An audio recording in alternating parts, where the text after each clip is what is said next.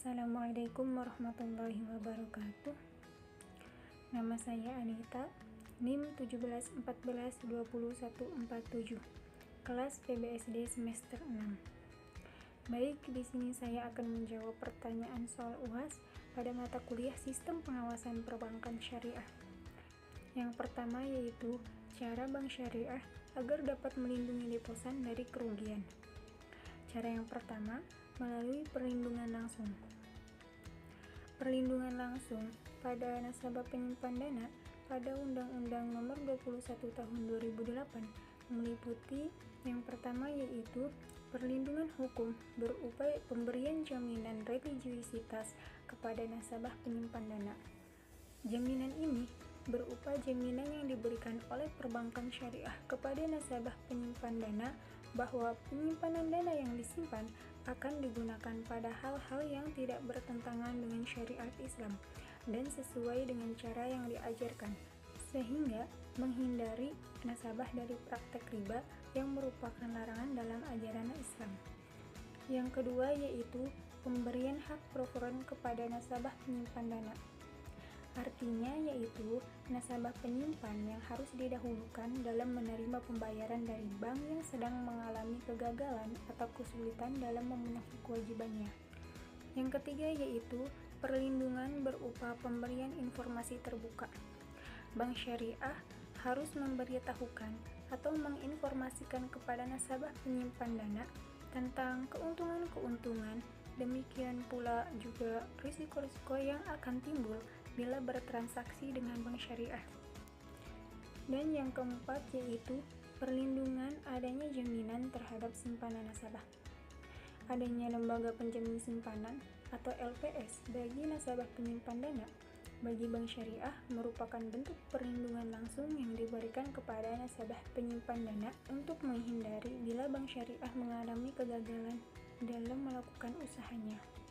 Cara yang kedua yaitu melalui perlindungan tidak langsung. Adapun perlindungan tidak langsung kepada nasabah penyimpan dana pada Undang-Undang Nomor 21 Tahun 2008 meliputi yang pertama yaitu perbankan syariah menganut prinsip kehati-hatian.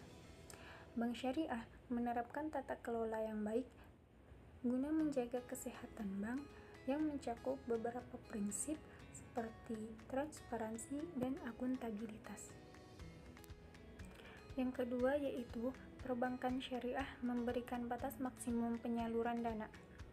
Bank syariah dilarang melakukan kegiatan usaha berupa penyaluran kredit atau melakukan ekspansi dengan melakukan penanaman modal melebihi batas maksimum yang telah ditetapkan dalam undang-undang guna menghindari kerugian yang timbul sewaktu-waktu dan untuk mempertahankan tingkat kepercayaan masyarakat khususnya nasabah penyimpan dana kepada bank syariah.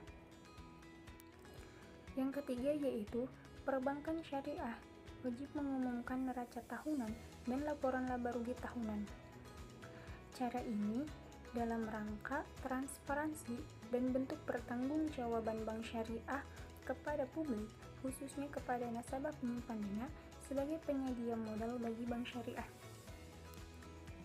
Yang keempat yaitu perbankan syariah melakukan pembinaan dan pengawasan berupa penyampaian laporan dan pemberian wewenang kepada Bank Indonesia untuk melakukan pemeriksaan kepada bank syariah dan unit usaha syariah.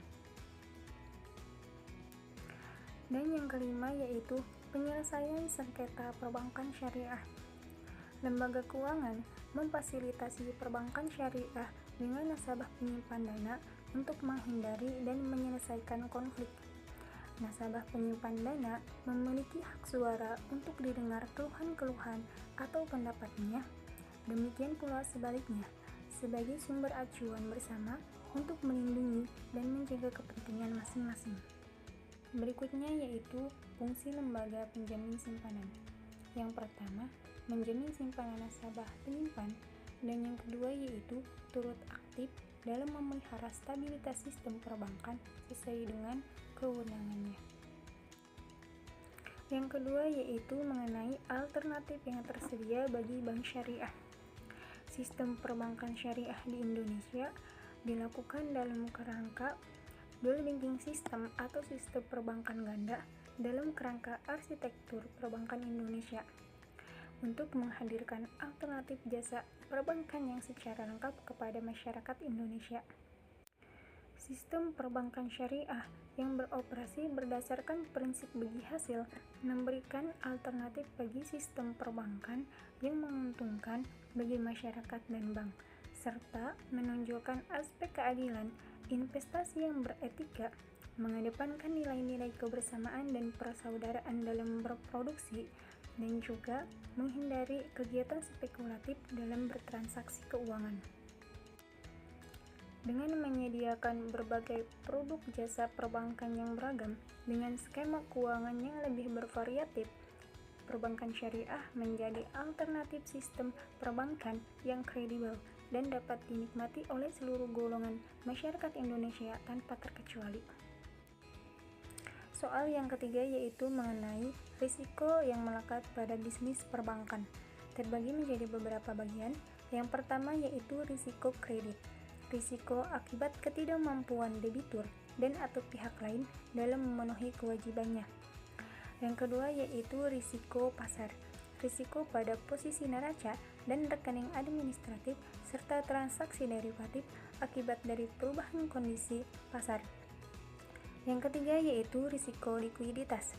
Risiko akibat ketidakmampuan bank dalam memenuhi kewajiban yang jatuh tempo. Yang keempat yaitu risiko operasional. Risiko akibat ketidakcukupan dan tidak berfungsinya proses internal, kesalahan manusia, kegagalan sistem, dan adanya kejadian eksternal yang mempengaruhi operasional bank. Yang kelima yaitu risiko hukum. Risiko akibat tuntutan hukum dan kelemahan aspek yuridis. Yang keenam yaitu risiko strategik.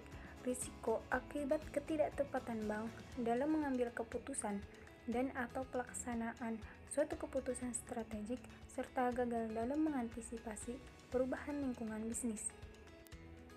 Yang ketujuh yaitu risiko kepatuhan.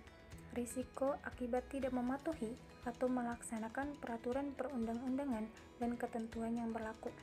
Dan yang kedelapan yaitu risiko reputasi. Risiko akibat menurunnya tingkat kepercayaan stakeholder yang bersumber dari persepsi negatif terhadap bank. Berikutnya yaitu langkah untuk meningkatkan budaya manajemen risiko di bank syariah. Langkah yang pertama yaitu komitmen pemimpin menciptakan irama yang sama. Artinya, pimpinan yang menjadi pendorong utama untuk memulai budaya. Selanjutnya yaitu manajer dan pimpinan menengah berperan dalam mengkomunikasikan dan mempengaruhi perilaku karyawan dalam upaya untuk mengimplementasikan manajemen risiko. Yang kedua yaitu memberikan edukasi kepada seluruh stakeholder mengenai pentingnya manajemen risiko. Yang ketiga yaitu melakukan kegiatan-kegiatan berupa sharing mengenai manajemen risiko, di mana karyawan dapat berbagi pengetahuan dan pengalaman mengenai manajemen risiko. Yang keempat yaitu sesuatu akan menjadi kultur jika dilakukan secara terus-menerus dan konsisten dalam jangka waktu yang panjang. Dan yang kelima yaitu jika organisasi mengekspektasikan supaya orang-orang di dalamnya melakukan manajemen risiko, maka harus diadakan suatu pendekatan yang jelas terhadap manajemen risiko.